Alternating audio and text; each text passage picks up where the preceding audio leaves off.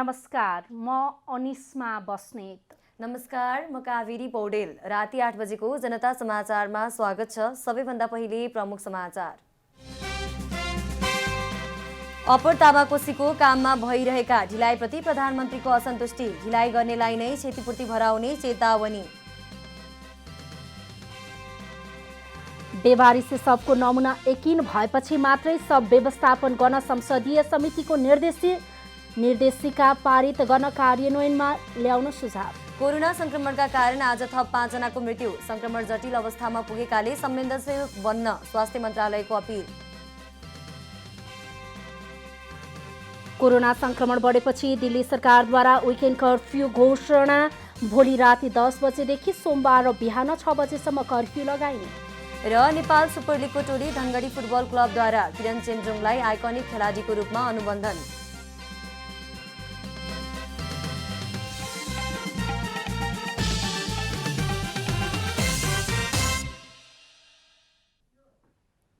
अब पूरा समाचार। प्रधानमन्त्री केपी शर्मा ओलीले अप्पर तामाकोसीको काममा भइरहेको ढिलाइ सह्य नहुने बताउनु भएको छ। तामाकोसीको काममा दैनिक 13 करोड रुपैयाँ नोक्सान भइरहेकाले ढिलासुस्ती गर्नेले नै त्यसको क्षतिपूर्ति बेहोर्नु पर्ने पनि प्रधानमन्त्रीले चेतावनी दिनुभएको छ।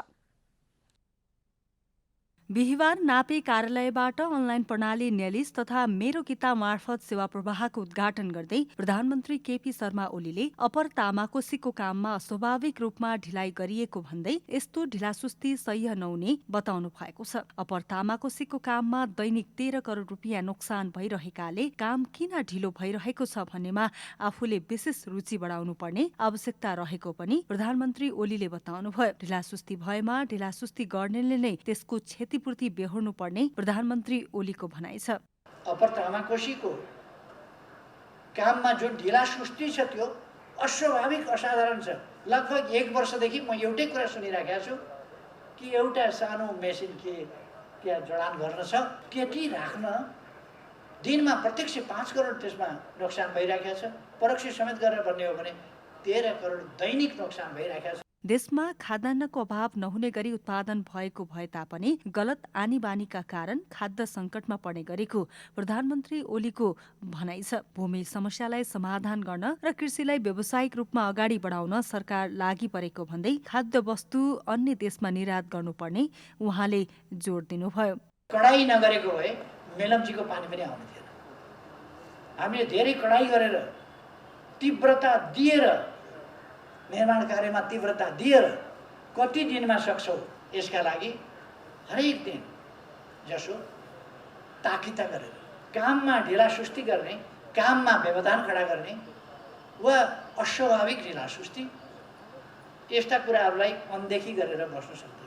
प्रधानमन्त्री ओलीले अन्य कुराहरूमा निर्यातमा जोड दिए पनि लगानी र प्रविधि भने आयात गर्ने बताउनुभयो। कृषिको क्षेत्रमा आत्मनिर्भर हुन सके अन्य विभिन्न क्षेत्रमा आत्मनिर्भर हुने बाटो खुल्ने भन्दै उहाँले कृषिको आधुनिकीकरण र व्यवसायीकरण मार्फत आत्मनिर्भर हुनुपर्ने बताउनुभयो।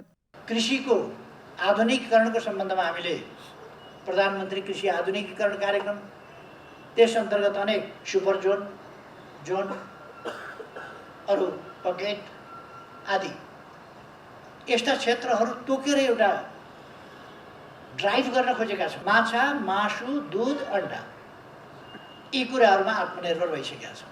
प्रधानमन्त्री ओलीले कोरोना संक्रमण बढ्दो अवस्थामा रहेकाले सजग र सचेत हुनका लागि सबैलाई आग्रह समेत गर्नुभयो। कमला हमाल, काठमाडौँ।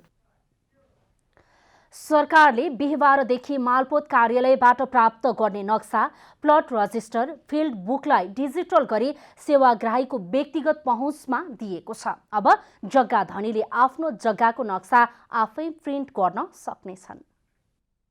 सरकारले पहिलो चरणमा काठमाडौँ उपत्यकाको 8वटा मालपोत कार्यालयबाट प्राप्त गर्ने नक्सा, प्लट रजिस्टर, फिल्ड बुकलाई डिजिटल गरी सेवाग्राहीको व्यक्तिगत पहुँचमा पुग्ने कामको सुरुवात गरेको छ। भूमि व्यवस्था, गरिबी निवारण तथा सहकारी मन्त्रालय अन्तर्गत रहेको नापी विभाग मार्फत कार्य शुभारम्भ गरिएको हो। यसले नापी विभागमा नाप नक्सा गर्ने सन्दर्भमा म्यानुअली चलेको कार्यलाई डिजिटलाइज गर्नका लागि कार्यक्रमलाई अगाडि बढाइएको विभागले जनाएको छ। विशेष गरेर यसमा जग्गाधनीले कसरी सेवा प्राप्त गर्न सक्छ भन्ने सन्दर्भमा नक्साङ्कन, रेखाङ्कन लगायतका जति पनि कुराहरू छन् त्यसलाई प्रिन्ट गर्ने जस्ता कुराहरू सम्बन्धित जग्गाधनीले आफै एप्समा गई प्रिन्ट गर्न सक्नेछन्। यी कार्यका लागि नापी कार्यालयमा गएर लामो लाइन बसेर सेवाग्राहीले सेवा लिनुपर्ने अवस्था अन्त्य गर्दै घरमै बसेर पनि यो सेवा लिन सकिने नयाँ व्यवस्था भएको हो। यसले सेवाग्राहीको समय र खर्चको समेत बचत हुनेछ। जनताले अब आफ्नो काम छिटो गराउनलाई थप पैसा त्यहाँ खर्च गरिरहेको अवस्थालाई हामीले त्यसलाई कन्ट्रोल गर्न सक्छौँ र जनताले जति रकम बुझाउनु पर्ने हो, राजस्व बुझाउनु पर्ने, त्यो बाहेक धेरै बुझाउनु पर्ने अवस्था हुँदैन। किनकि यी सेवा मार्फत जो रजिस्ट्रेसन फी बुझाउनु पर्ने हुन्छ त्यहाँ त्यो पनि अनलाइनबाटै बुझाउने अवस्था, त्यो व्यवस्था गरेको कारणले गर्दा जनताहरूले पैसा बुझाउनको लागि पनि लाइन लाग्न परेन। आफ्नो यो प्रिन्ट गर्न, यो नक्साहरू प्रिन्ट गर्नको लागि लाइनमा बस्न पर्ने, यी सबै कुरा आफैले यो सेवा प्राप्त गर्न सक्ने अवस्था भएको कारणले गर्दा यो कार्यक्रमलाई हामीले अगाडि बढाएको। सेवा मार्फत जुन रजिस्ट्रेसन फी बुझाउनु पर्ने हुन्छ त्यो पनि अनलाइनबाटै बुझाउने व्यवस्था गरिएको छ। सरकारको डिजिटल नेपाल कार्यक्रम अन्तर्गत म्यानुअल कार्यलाई प्रविधि मैत्री बनाएको सरकारी भनाइ छ। र अहिले जति पनि यो नापी विभागमा अथवा नाप नक्सा गर्ने सन्दर्भमा अहिले सबै म्यानुअली चलेको छ। त्यसैले हामीले यो डिजिटलाइज गर्नको लागि यो कार्यक्रमलाई अगाडि बढाएको हो र विशेष गरेर यसमा जग्गाधनीले कसरी सेवा प्राप्त गर्न सक्छ भन्ने सन्दर्भमा त्यो जुन नक्सा प्रिन्ट गर्दा, त्यस पछाडि नक्साङ्कन, रेखाङ्कन जति पनि कुराहरू त्यसलाई प्रिन्ट गर्ने, फिल्ड बुक उतार गरेर त्यसलाई प्रिन्ट गर्ने जस्ता कुराहरू चाहिँ सम्बन्धित जग्गाधनीले आफै त्यो एप्समा गएर उसले हेरेर प्रिन्ट गर्न सक्ने अवस्था रहन्छ। यसले नापी कार्यालयमा हुने भिडभाड पनि कम हुनेछ। कार्यक्रम अन्तर्गत सेवाग्राहीलाई आफ्नो किता कहाँ कहाँ छ र कुन अवस्थामा छ भन्ने पनि घरमै बसी प्रष्ट हुनेछ। राज्य व्यवस्था तथा सुशासन समितिले बेवारिसे सबको बायोमेट्रिक औँठा छाप र DNA नमुना सङ्कलन भएको यकिन भएपछि मात्रै सब व्यवस्थापन गर्न निर्देशन दिएको छ। समितिले बेवारिसे सब व्यवस्थापन निर्देशिका छिटो पारित गरेर कार्यान्वयनमा ल्याउन भनेको छ। प्रतिनिधि सभा अन्तर्गतको राज्य व्यवस्था तथा सुशासन समितिले बिहिबार बेवारिसे सबको बायोमेट्रिक औँठा छाप र DNA नमुना सङ्कलन भएको यकिन भएपछि मात्रै सब व्यवस्थापन गर्न निर्देशन दिएको छ। बैठकले अस्पतालमा रहेका बेवारिसे सबको विस्तृत विवरण सहित छुट्टै वेब पेज वा डोमेन बनाई सञ्चार माध्यमबाट बढीभन्दा बढी सूचना सम्प्रेषण गरी हरेक सबको बायोमेट्रिक औँठा छाप र DNA नमुना सङ्कलन भएको यकिन भएपछि मात्रै सब व्यवस्थापनको व्यवस्था मिलाउन सरकारलाई निर्देशन दिएको हो। त्यसै गरी बेवारिसे सब व्यवस्थापन निर्देशिका छिटो पारित गरेर कार्यान्वयनमा ल्याउन र बेवारिसे सबको सम्बन्धमा जिल्ला स्थित सरकारी वकिल कार्यालय, जिल्ला अस्पताल र नेपाल प्रहरीको फरक फरक तथ्याङ्क भएकाले तीनै निकाय बीच समन्वय गरी एउटै तथ्याङ्क आउने व्यवस्था गर्न समेत निर्देशन दिएको छ। अब उपरान्त अस्पतालमा रहेका प्रत्येक पहिचान नखोलेका अथवा बेवारिसे सबको विस्तृत विवरण सहित छुट्टै वेब पेज वा डोमेन निर्माण गरी सञ्चारका विभिन्न माध्यम तथा सामाजिक सञ्जालहरूबाट अधिक से अधिक सूचना सम्प्रेषण गरी हरेक सबको बायोमेट्रिक औँठा छाप र DNA नमुना सङ्कलन भएको यकिन भएपछि मात्र सब व्यवस्थापन गर्ने व्यवस्था मिलाउने।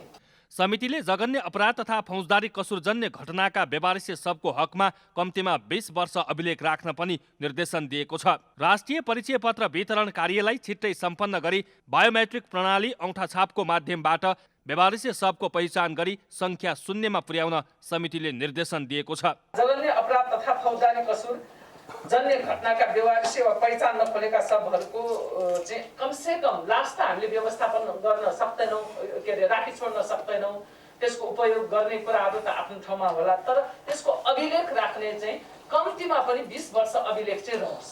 यस्तै बैठकले कारागार सम्बन्धी कानुन संशोधन र एकीकरण गर्न बनेको विधेयकलाई पारित गरेको छ। नेपाल सरकारले पार्लिमो प्रोटोकल अनुमोदन गरे पनि बाँझिने कानुन संशोधन नगर्दा पीडितहरूले न्याय पाउन ढिलाइ भएको सरकारवालाहरूले गुनासो गरेका छन्। अहिले भएका अध्यागमन श्रम सम्बन्धी कानुन पनि संशोधन गर्न पनि सरकारवालाहरूको माग छ। बिहिबार प्रतिनिधि सभाको कानून न्याय तथा मानवाधिकार समितिले गरेको छलफलमा सरकारवालाहरूले पार्लेमो प्रोटोकल अनुमोदन गरे पनि बाजिने कानून संशोधन नगर्दा पीडितहरूले न्याय पाउन ढिला भएको गुनासो गरेका छन्।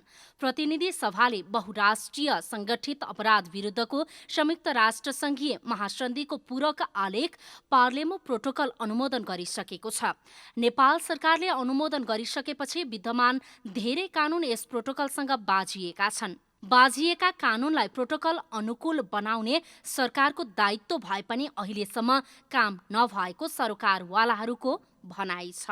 वैदेशिक रोजगारीसँग ठगी भयो, एउटा काम लगाउने भनेर अर्को काम लगायो भने त्यसलाई चाहिँ न्यायाधिकरणसम्म पनि नलिकन चाहिँ त्यो अब विभाग आफैले अनुमति दिने, विभाग आफैले अनुसन्धान गर्ने र विभागले नै त्यो केसको चाहिँ निर्णय गर्न सक्ने भनेर चाहिँ दफा 55 जुन चाहिँ क्लियरली पार्लेमो प्रोटोकलभित्र ह्युमन ट्राफिकिङको परिभाषाभित्र पर्छ, त्यस्तो दफालाई चाहिँ विभागले नै एउटा चाहिँ निर्णय पनि गर्न सक्ने वा मेलमिलाप पनि गराउन सक्ने भन्ने विषयभित्र चाहिँ परिरहेको छ। त्यसलाई चाहिँ हामीले अलिकति प्रायोरिटाइज गर्नुपर्ने स्थिति पनि छ जस्तो लाग्छ। छलफलमा परराष्ट्र मन्त्रालयका सचिव भरत पौडेलले कानून संशोधनमा ढिलो भए पनि पीडित पक्षका काम भने नरोकिएको बताउनुभयो। यो स्वदेश पृथ्वीमा सहयोग चाहिँ हाम्रो नियोगहरूको अत्यन्त महत्त्वपूर्ण काम हो र यो हर सम्भव, हर बखत, हर समय र हर जुनसुकै परिस्थितिमा पनि हाम्रा नियोगहरूले निर्वाह गरिआएका छन्। यस्तै कानून न्याय तथा संसदीय मामिला मन्त्रालयका सचिव उदयराज सापकोटाले कानून संशोधनको कामहरू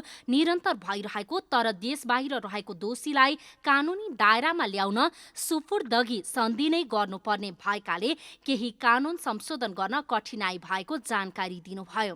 कानून तयार हुँदा सपुर्दगी ऐनमा संशोधन भन्दा पनि सपुर्दगी ऐन कार्यान्वयन गर्नको निम्ति हामीसँग गर्नुपर्ने एमएलए र चाहिँ म्युचुअल लिगल एसिस्टेन्स र सपुर्दगीको कसैसँग सम्झौतै भएको छैन। एमएलए चाहिँ हामी रेसिप्रोकल बेसिसमा गर्न सक्छौँ, ऊ चाहिँ यो सपुर्दगी त सन्धि नै गर्नुपर्छ। सन्धि कसैसँग पनि हुन नसकेका हुनाले यी विषयहरू चाहिँ अब कसरी जाने हो। नेपालको संसदले सर्वसम्मतिले पारित गरेको यो प्रोटोकल कानून सरह लागू हुन्छ। यो अनुसार देशभित्र अथवा विदेशमा बेचिएका विभिन्न प्रलोभनमा परेर श्रम शोषणमा परेका व्यक्ति बेचिएर पुगेको देशकै दायित्व हुने व्यवस्था छ। पार्लेमो अनुमोदन भएको देशको व्यक्ति अपराधमा संलग्न भएमा त झन् सम्बन्धित देशको कानून आकर्षित हुन्छ। संयुक्त राष्ट्र संघले सन् 2000मा पार्लेमो प्रोटोकलमा हस्ताक्षर खुला गरेको थियो। यो प्रोटोकलमा हस्ताक्षर गर्ने नेपाल 174औं देश हो। पछिल्लो 24 घण्टामा नेपालमा 534 जनामा कोरोना भाइरसको संक्रमण पुष्टि भएको छ। 3588 जनाको पीसीआर परीक्षण गर्दा 490 जना र 564 जनाको एन्टिजेन परीक्षण गर्दा 44 जनामा कोरोना संक्रमण पुष्टि भएको स्वास्थ्य तथा जनसङ्ख्या मन्त्रालयले जनाएको छ। पछिल्लो 24 घण्टामा संक्रमण पुष्टि भएका 564 जना सहित नेपालमा कोरोना संक्रमण पुष्टि हुनेको संख्या 2,82,054 पुगेको छ। यस्तै 24 घण्टामा 157 जना निको भएसँगै संक्रमण मुक्त हुनेको संख्या 2,74,604 पुगेको छ। सक्रिय संक्रमितको संख्या पनि 4,384 पुगेको छ। पछिल्लो 24 घण्टामा 5 जनाको मृत्यु भएसँगै कोरोना संक्रमणका कारण मृत्यु हुनेको संख्या 3,066 पुगेको छ। यसैबीच कोरोना भाइरस संक्रमणको जोखिम जटिल अवस्थामा पुगेको स्वास्थ्य तथा जनसङ्ख्या मन्त्रालयले जनाएको छ। पछिल्लो समय संक्रमणको जोखिम चुनौतीपूर्ण रहेको भन्दै मन्त्रालयले सबै नागरिकलाई संवेदनशील बन्न अपील गरेको छ। मन्त्रालयले कोरोना अति प्रभावित 14 जिल्लाको सूची सार्वजनिक गर्दै सकभर विद्यालय समेत नजान अनुरोध गरेको छ। काठमाडौँ, भक्तपुर, ललितपुर, कास्की, रूपन्देही, चितवन, बाँके, पर्सा, कैलाली, मोरङ, दाङ, सुर्खेत, बारा र बागलुङमा भिडभाड हुने सबै क्षेत्र तथा सेवा बन्द गर्नुपर्ने अवस्था आएको स्वास्थ्य मन्त्रालयले जनाएको छ। यी जिल्लाका विद्यालय, रात्रि व्यवसाय, रेस्टुरेन्ट तथा क्लब, खेलकुद, जिम, सार्वजनिक पूजाआजा तथा जात्रा, सभा सम्मेलन, बैठक, भेला, सिनेमा हल, सपिङ मल, नाचघर, पार्टी प्यालेस जस्ता भिडभाड हुने ठाउँमा सहभागी नहुन र जनस्वास्थ्यका मापदण्ड पालना गर्न मन्त्रालयले अपिल गरेको छ। यस्तै सबै अस्पताललाई अनिवार्य फिभर क्लिनिक सञ्चालन गर्न र कोरोना परीक्षणका लागि नमुना सङ्कलन तथा परीक्षणको व्यवस्था गर्न मन्त्रालयले आग्रह गरेको छ। मन्त्रालयले विदेशी पाहुनालाई PCR नतिजा नेगेटिभ आए मात्रै होटलमा राख्न बताएको छ। यस्तै निजी प्रयोगशाला र अस्पतालहरूले कोरोनाको परीक्षण तथा उपचारका लागि तोकिएको शुल्क संक्रमितको औषधि बाहेक उपचारका लागि दैनिक सामान्यलाई 3,500, मध्यम बिरामीलाई 7,000 र जटिल बिरामीलाई 15,000 रुपैयाँमा 50% नबढ्ने गरी उपचार गराउन पनि निर्देशन दिएको छ। सिंहदरबारभित्र कार्यरत नायब सुब्बाहरू आन्दोलित भएका छन्। संघीय निजामती सेवा ऐन कर्मचारी मैत्री नभएको र मनोबल घटाउने काम गरेको भन्दै नायब सुब्बाहरू प्रदर्शनमा उत्रिएका हुन्। संसदको राज्य व्यवस्था तथा सुशासन समितिबाट पास भई संसदमा पुगेको संघीय निजामती सेवा ऐन कर्मचारी मैत्री नभएको भन्दै सिंहदरबारभित्र कार्यरत नायब सुब्बाहरू आन्दोलित भएका छन्। संघीय निजामती सेवा ऐनमा कर्मचारीको मनोबल घटाउने खालको व्यवस्था भएको तथा ऐनको व्यवस्था अनुसार नायब सुब्बाहरूमाथि अन्याय भएको भन्दै सिंहदरबारभित्र काम गर्ने नायब सुब्बाहरूले सिंहदरबारभित्रै प्रदर्शन गरेका हुन्। राजपत्र अनङ्कित तृतीय श्रेणीको पदपूर्तिमा 30% बढुवा कायम गरिनुपर्ने, रिक्त पदहरूमा आन्तरिक प्रतिस्पर्धाबाट पूर्ति गर्नुपर्ने तथा राजपत्र प्रथम र द्वितीय श्रेणीको खुल्ला विज्ञापनमा राजपत्र अनङ्कित कर्मचारीको अनुभवलाई पनि मान्यता दिनुपर्ने माग आफूहरूको रहेको नायब सुब्बा श्रीराम पौडेलले बताउनुभयो। सेवाभन्दा बाहिरको कर्मचारीहरूको बरु अनुभवलाई अनुभव मानिन्छ। सेवाभित्रकै जसले टिप्पणी उठाउँछ त्यही टिप्पणी उपसचिव अथवा सहसचिवले सदर गर्छ। त्यही कर्मचारी, त्यही नासु कर्मचारी, त्यही खरिदार कर्मचारी अथवा त्यही राजपत्र अनङ्कित कर्मचारीको अनुभव नमान्ने गरिएको छ। प्रस्तावित निजामती सेवा ऐनले कर्मचारीहरूको मनोबल घटाउने मात्र नभई हित विपरीत भएकोले उक्त ऐनको विरोधमा शान्तिपूर्ण आन्दोलन गरिएको नायब सुब्बा लक्ष्मी प्रसाद शर्माले बताउनु भएको छ। प्रस्तावित निजामती सेवा ऐन छ, त्यसमा चाहिँ हाम्रो मनोबल घटाउने गरी होइन, यो कर्मचारीको हित नहुने गरी आएको विधेयकलाई हामीले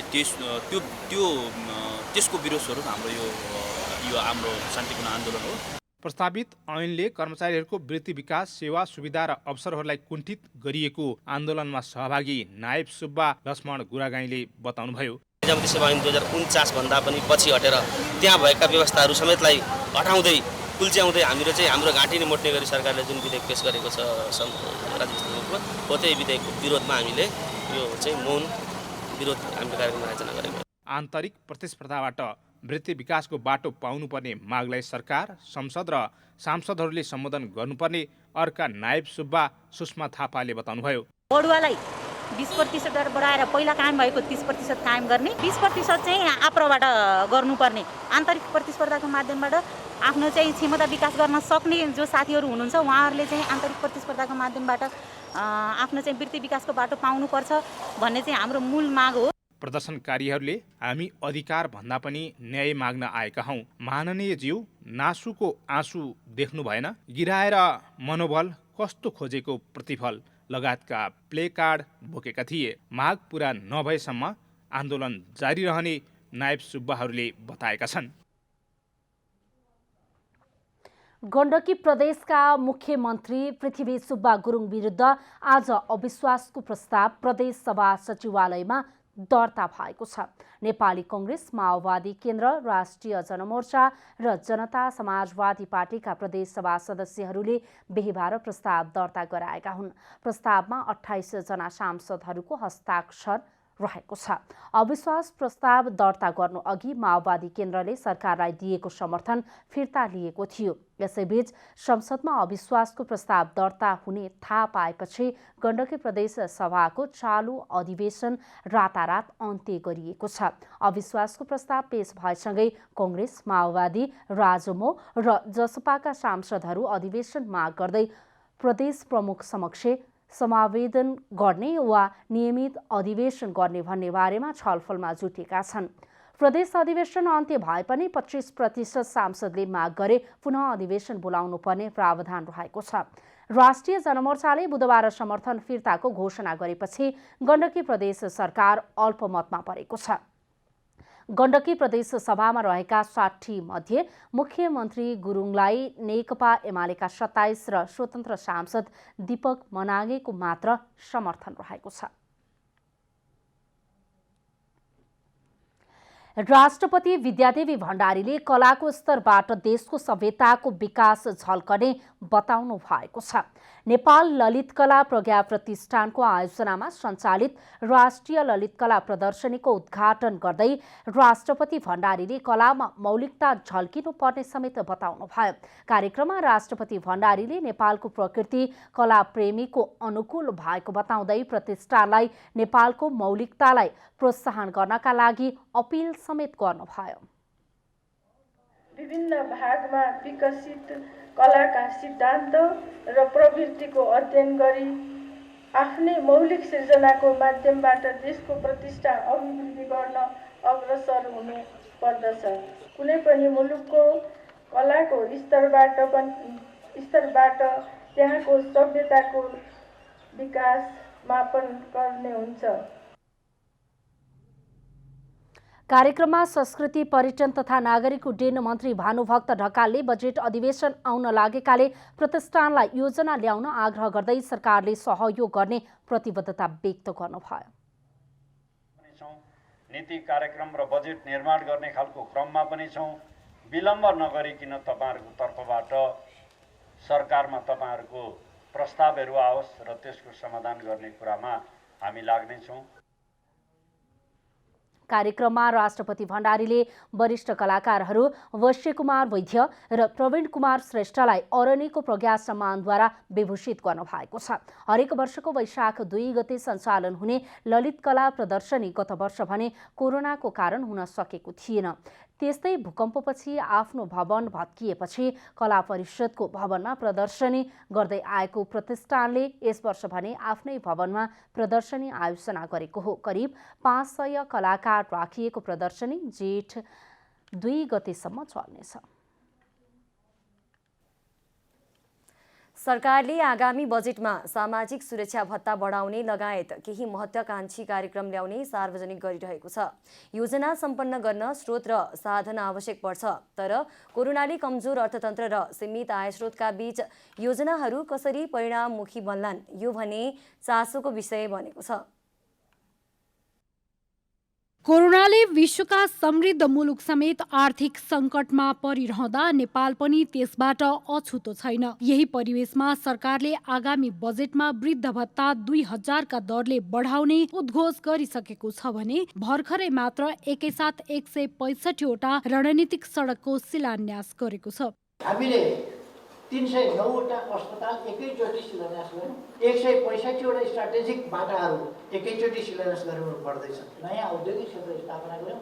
तपाईहरुलाई स्वागत गर्दैछौँ। ती औद्योगिक क्षेत्रहरूलाई गुलजार बनाउनुहोस्। सुविधा के चाहिन्छ, सहुलियत के चाहिन्छ, कहाँनेरि के दिनुपर्छ सरकारको तर्फबाट सरकार तयार छ। लोकप्रियताको लागि सरकार आवश्यक स्रोतको पहिचान, बजेट आकलन, त्यस्तै परियोजनाका लागि आवश्यक विस्तृत अध्ययन प्रतिवेदन तयार पार्ने, वातावरणीय प्रभाव मूल्याङ्कन गर्ने लगायतका काम बिना नै हचुवामा अघि बढेको विज्ञहरू बताइरहेका छन्। अर्थमन्त्री स्वयं पनि सीमित स्रोतका बावजुद विकासका आकांक्षाहरू पूरा गर्ने दायित्व सरकारलाई रहेको बताइरहनु भएको छ। बजेट प्रस्तुत हुने र बजेट कार्यान्वयन हुन नसक्ने वा बजेटका कयौं अध्याय अनुच्छेदहरू कार्यान्वयन हुन नसक्ने यस प्रकारको पीडाको निरन्तरताबाट पनि हामीहरू प्रभावित छौँ। त्यस अर्थमा बजेट कार्यान्वयनको सुनिश्चितता हाम्रो चाहिँ अर्को महत्त्वपूर्ण सरकारको विषय छ। तर मन्त्रालयका प्रतिनिधिहरू भने सरकारका योजनाहरूलाई मूर्त रूप दिन सक्ने प्रशस्त आधार रहेको बताइरहेका छन्। अरू देशले जति विकास गरिरहेछन् तिनीहरूले कुन लेभलको ऋणहरू लिएर विकास गरेका छन् भन्ने नहेरिकन हामीले ऋण बढी भयो भनिराख्दाखेरि कहिलेकाहीँ हामी आफ्नै दायराभित्र मात्रै बस्न खोजेको, हामी विकास गर्न नखोजेको अथवा हामीले अलिकति ठुला आयोजना परियोजनाहरू गर्न नखोजेको भन्ने जस्तो पनि देखिन्छ। त्यस कारणले त्यसलाई त्यो भित्र रहेर भन्दा पनि हाम्रो क्षमता कस्तो छ, त्यसको सदुपयोगको क्षमता कस्तो छ, त्यसलाई उत्पादनशील क्षेत्रमा लगाउन सकिएको छ कि छैन, त्यो लगाउनलाई हामी कति प्रतिबद्ध छौँ भन्ने कुरा चाहिँ महत्त्वपूर्ण हुन्छ। अर्थतन्त्रका सूचकहरू अहिले सबल हुँदै गएको र सरकारले अघि सारेका योजना कार्यान्वयनमा ल्याउन कठिनाई नहुने मन्त्रालयको भनाइ छ। नेपाललाई विकासशील मुलुकमा स्तरोन्नति गर्न आगामी बजेट केन्द्रित हुने मन्त्रालयले जनाएको छ। आर्थिक वृद्धि बाहेकका अरू परिसूचकहरू माइक्रो फन्डामेन्टल्सहरू त्यति बिग्रिसकेको अवस्थाहरू छैन। हामीसँग रिजर्भ्स हाम्रो इन्फ्लेसन्स, हामीसँग बिओपी, त्यस्तै गरी हाम्रो करेन्ट एकाउन्ट डिफिसिट, यी सबै कुराहरू हेर्दाखेरि हामी त्यति नेगेटिभ अवस्थामा छैनौँ, निराश हुनुपर्ने अवस्था छैन। हामी बााउन्स ब्याक हुन सक्ने अवस्थामा छौँ, इकोनोमी बााउन्स ब्याक हुने अवस्थामा छ। हाम्रो अर्थतन्त्रका अब अन्य सूचकहरू सबल बन्दै गएका छन्। सरकारले भनेअनुसार चालु आर्थिक वर्षमा आर्थिक वृद्धि र विकास खर्च हुन नसकिरहेको बेला कार्यान्वयनमा लैजान सक्ने र स्रोतले धान्न सक्ने बजेट ल्याउनु पर्ने विज्ञहरूको सुझाव छ। क्यामेरा ब्युरोका साथ रूपा घिमिरे, काठमाडौँ। नेपाल पर्यटन बोर्डका प्रमुख कार्यकारी अधिकृत डाक्टर धनञ्जय रेग्मीले नेपालमा पर्यटन क्षेत्रको विकासका लागि बाह्य लगानी भित्र्याउन छुट्टै लगानी सम्मेलन गर्नुपर्ने बताउनु भएको छ। प्रतिनिधि सभाको अन्तर्राष्ट्रिय सम्बन्ध समितिको बिहिबारको बैठकमा पर्यटन बोर्डको योजना सम्बन्धमा भएको छलफलमा प्रमुख कार्यकारी अधिकृत रेग्मीले मध्य पहाडी भूभागलाई हिल स्टेसनको रूपमा विकास गर्नका लागि पर्यटन लगानी सम्मेलन गर्नुपर्ने बताउनु भएको हो। यस्तो लगानी सम्मेलन मार्फत पर्यटन क्षेत्रमा वैदेशिक लगानी ल्याउन सकिने उहाँले बताउनुभयो। यस्तै औद्योगिक व्यवसाय ऐन र नेपाल राष्ट्र बैङ्कको सर्कुलरमा पर्यटन क्षेत्रसँग सम्बन्धित ससाना पूर्वाधार निर्माणका लागि हुने खर्चलाई संस्थागत सामाजिक उत्तरदायित्व अन्तर्गत राख्ने व्यवस्था गर्नुपर्ने बताउनुभयो। यस्तो हुन सकेमा पर्यटन बोर्डले कर्पोरेट संस्थाहरूसँग मिलेर धेरै काम गर्न सकिने उहाँले बताउनुभयो।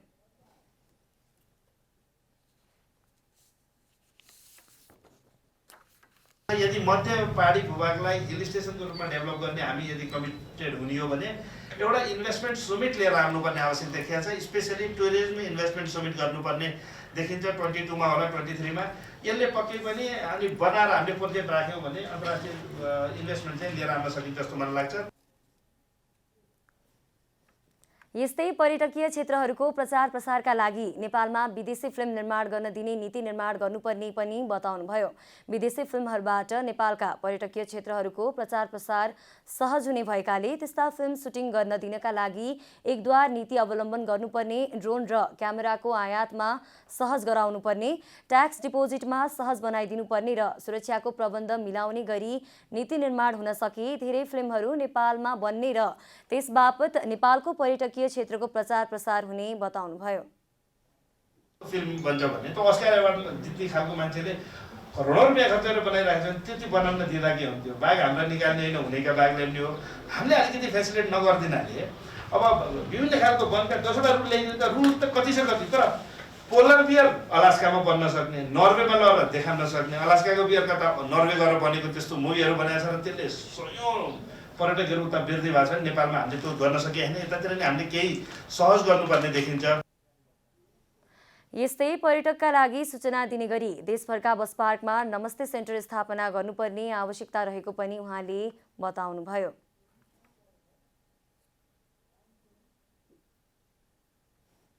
नेपाली सेनाले काठमाडौँ तराई मधेस द्रुतमार्ग फास्ट ट्र्याक सम्बन्धी जर्नल सार्वजनिक गरेको छ। नेपाली सेनाले बिहिबार जङ्गी अड्डा भद्रकालीमा एक कार्यक्रम गरी काठमाडौँ तराई मधेसको औचित्य, सम्भावना र लगानी सम्बन्धी विभिन्न विशेषज्ञहरूको लेखक तथा रचनाहरू समावेश गरी केटीएफटी जर्नल सार्वजनिक गरेको हो। जर्नलमा समावेश रचनाहरूमध्ये पहिलो, दोस्रो र तेस्रो हुने रचनाकार तथा लेखकहरूलाई नगदसहित सम्मान पत्रले सम्मानित गरिएको थियो। प्रधान सेनापति पूर्णचन्द्र थापाले सार्वजनिकीकरण गर्नुभएको केटीएफटी जर्नलमा अङ्ग्रेजी भाषाका 11 वटा र नेपाली भाषाका 9 वटा गरी 21 वटा लेख तथा रचना समावेश रहेका छन्। अब आर्थिक समाचार। आर्थिक समाचारका साथमा अर्घाखाँची ओपिसी सिमेन्ट, सबैभन्दा स्तरीय सिमेन्ट।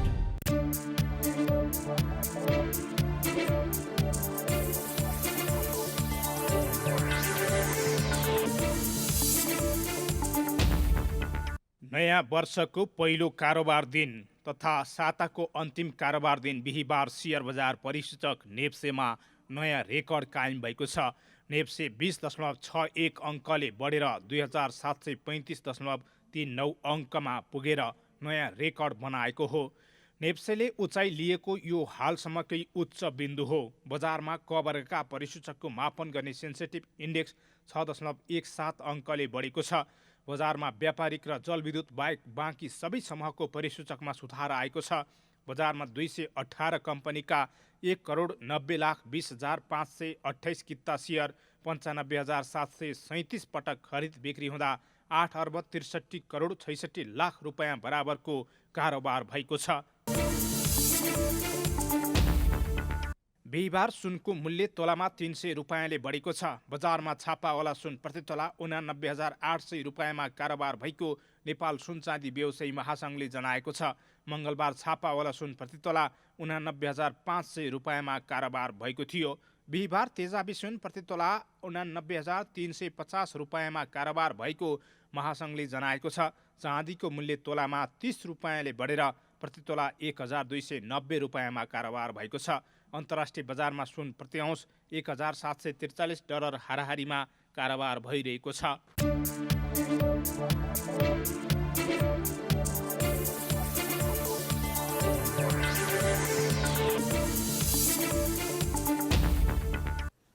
अब खेलकुद समाचार।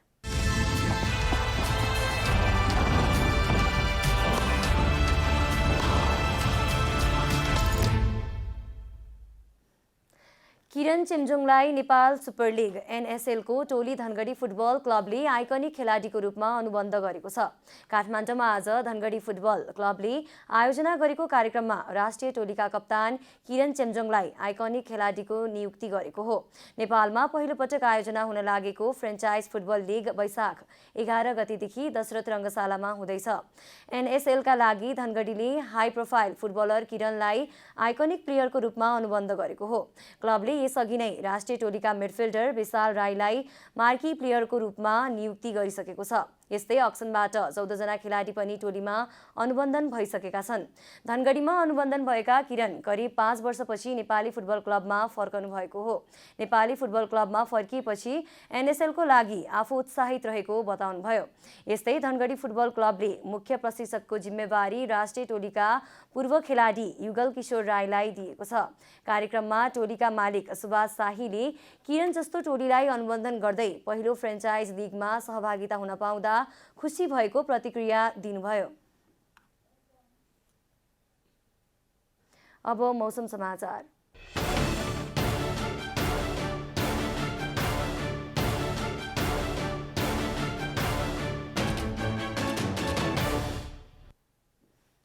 आज राति देशका पहाडी भूभागमा आंशिकदेखि सामान्य बदली रही बाँकी भूभागमा मौसम सामान्यतया सफा रहनेछ।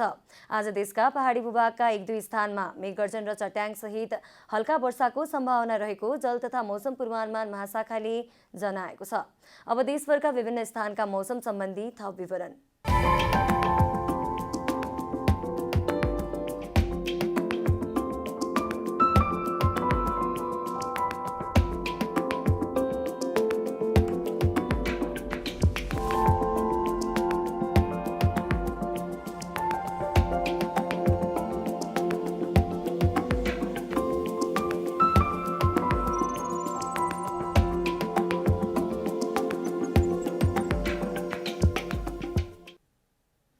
अन्त्यमा आजको डायरी। पछिल्लो 24 घण्टामा नेपालमा 534 जनामा कोरोना भाइरसको संक्रमण पुष्टि भएको छ। यस्तै 157 जना निको भएसँगै संक्रमण मुक्त हुनेको संख्या 2,74,604 पुगेको छ। सक्रिय संक्रमितको संख्या पनि 4,384 पुगेको छ। पछिल्लो 24 घण्टामा थप 5 जनाको मृत्यु भएको स्वास्थ्य मन्त्रालयले जनाएको छ। प्रधानमन्त्री केपी शर्मा ओलीले अप्पर तामाकोसीको काममा भइरहेको ढिलाइ सह्य नहुने बताउनु भएको छ। तामाकोसीको काममा दैनिक 13 करोड रुपैयाँ नोक्सान भइरहेकाले ढिलासुस्ती गर्नेले नै त्यसको क्षतिपूर्ति बेहोर्नु पर्ने पनि प्रधानमन्त्रीले चेतावनी दिनुभएको छ। उहाँले अन्य कुराहरूमा निर्यातमा जोड दिए पनि लगानी र प्रविधि भने आयात गर्ने बताउनुभयो। नयाँ वर्षको पहिलो कारोबार दिन तथा साताको अन्तिम कारोबार दिन बिहिबार शेयर बजार परिसूचक नेप्सेमा नयाँ रेकर्ड कायम भएको छ। नेप्से 20.61 अङ्कले बढेर 2,735.39 अङ्कमा पुगेर नयाँ रेकर्ड बनाएको हो। बजारमा 218 कम्पनीका 1,90,20,528 किता शेयर 8,63,66,00,000 रुपैयाँ बराबरको कारोबार भएको छ। अमेरिकाको मिनेसोटा राज्यमा अश्वेत मोटर चालकलाई गोली हानी हत्या गरेको आरोपमा महिला प्रहरी अधिकृत किम पोटरलाई पक्राउ गरिएको छ। पोटरमाथि गैरन्यायिक हत्या विरुद्ध मुद्दा चलाइने बताइएको छ। किरण चेम्जोङलाई नेपाल सुपर लिगको टोली धनगढी फुटबल क्लबले आइकोनिक खेलाडीको रूपमा अनुबन्ध गरेको छ। धनगढी फुटबल क्लबले राष्ट्रिय टोलीका कप्तान किरण चेम्जोङलाई आज आइकोनिक खेलाडीको रूपमा नियुक्त गरेको हो।